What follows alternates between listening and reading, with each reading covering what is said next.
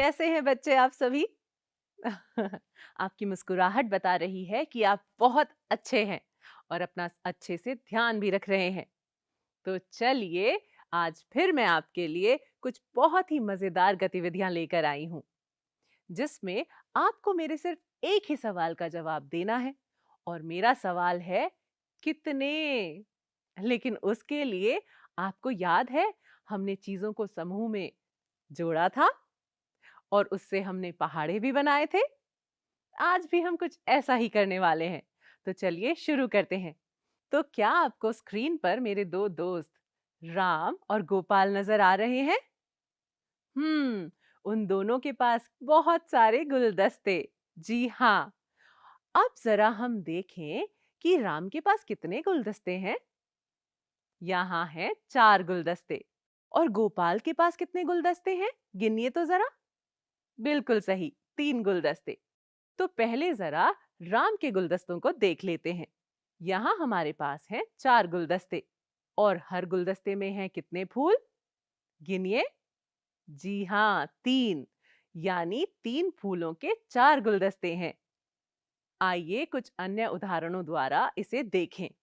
हम्म, अगले वाले को तो देखकर मेरे मुंह में पानी आ गया। जरा देखिए तो कि कितने समूह हैं यहाँ गुलाब जामुनों के। पहले वाली तस्वीर में 5 गुलाब जामुनों के 4-4 समूह हैं और दूसरी में 4 के 5 समूह हैं। चलिए पहले पहली वाली के बारे में बात कर लेते हैं। 5 गुलाब जामुनों के 4 समूह, यानी कितनी बार 5 होते हैं? कितने? 4 गुणा 5 हुए कितने? जरा रिक्त स्थान भरिए कि यहाँ कितने गुलाब जामुन हैं। चलिए अब जरा हम दूसरी तस्वीर को देखते हैं, जहां हमारे पास 4 के 5 समूह हैं। भरिए जरा रिक्त स्थान कि कितनी बार 4 होते हैं कितने? यानी 5 गुणा 4 बराबर, यहाँ पर हमारे पास कितने गुलाब जामुन हैं? बताइए बताइए। मैं आपके लिए लेकर आई हूं अगला प्रश्न। जी हाँ, यहाँ पर हमारे पास है फूल और बहुत सारे फूल। पहले की तरह ही हमारे पास 2 तस्वीरें हैं। पहली तस्वीर में 4 के 6 समूह हैं और दूसरी तस्वीर में 6 के 4 समूह हैं। आइए जरा देखते हैं कि पहली तस्वीर में कितने कुल फूल हैं। और मुझे ये भी बता दीजिए कि कितनी बार 4 आ रहा है और 6 गुना 4 कितना होता है? तो यहाँ कुल फूल कितने हुए? अब अगली तस्वीर की बारी है। यहाँ पर 6 के 4 समूह हैं। 4 को 6 बार कितने होते हैं? 4 गुणा 6 होते हैं कितने? तो यहाँ पर हमारे पास कुल फूलों की संख्या क्या हुई? हम्म, चलिए, आपने अपने आसपास कुछ लोगों को बिंदियों के साथ तो देखा होगा। देखिए, मैंने भी एक बिंदी लगाई है। तो हमारे पास यहाँ पर कुछ बिंदियों के समूह हैं। बिंदियों के कुल पैकेट हैं 8 और प्रत्येक पैकेट में 5 बिंदियां हैं। अब जरा इन रिक्त स्थानों को भरकर मुझे बताइए, पैकेटों की संख्या कितनी है? प्रत्येक पैकेट में बिंदियों की संख्या क्या है? चलिए चलिए, अब इन रिक्त स्थानों को भरिए और मुझे बताइए कि कुल संख्या क्या है बिंदियों की। शाबाश। अब हम आगे बढ़ते हैं इन रंग बिरंगी कमीजों की तरफ। भारती प्रत्येक कमीज पर 4 बटन लगा रही है। आपकी कमीज पर कितने बटन हैं? अब देखते हैं कि उसे ऐसी 7 कमीजों पर बटन लगाने हैं। थोड़ी मेहनत का काम है। चलिए, बटन तो भारती लगा ही लेगी, लेकिन आप मुझे बताइए कि कमीजों की कुल संख्या कितनी है और प्रत्येक कमीज पर लगने वाले बटनों की संख्या कितनी है? अरे वाह, बहुत जल्दी बता दिया आपने तो। तो चलिए अब इन रिक्त स्थानों को भरिए और मुझे बताइए कि कुल बटन कितने हैं? शाबाश, बहुत अच्छे। जरा अपने लिए तालियां बजा दीजिए, क्योंकि आप तो बहुत ही तेजी से ये काम कर रहे हैं। तो ये रहा एक प्रश्न आपके लिए।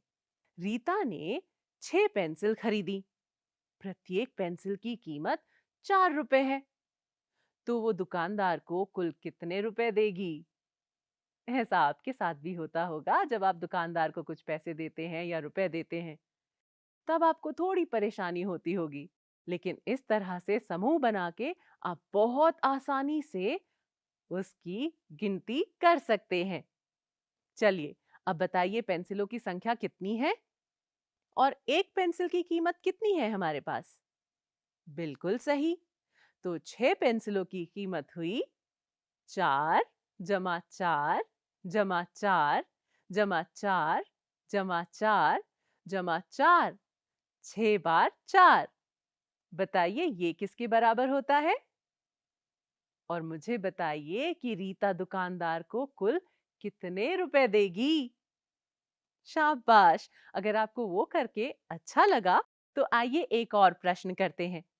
अब क्या आपको याद है हमने पहाड़ों के साथ कुछ गतिविधि की थी और आपने बनाए थे पहाड़े?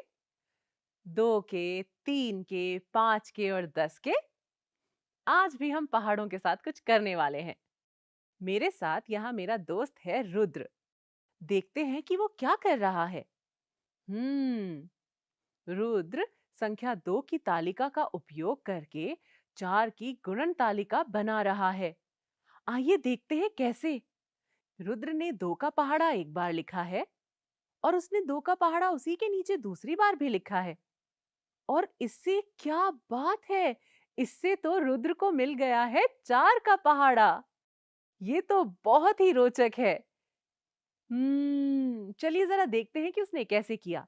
2 जमा 2 हुए 4, 4 जमा 4 8, 6 जमा 6 बराबर 12, 8 जमा 8 बराबर 16, 10 जमा 10 बराबर 20, ऐसे ही 12 जमा 12 हुए 24, 14 जमा 14 हुए 28, 16 जमा 16 हुए 32 और 18 जमा 18 हुए 36 और 20 जमा 20 हुए 40। ये तो कमाल हो गया।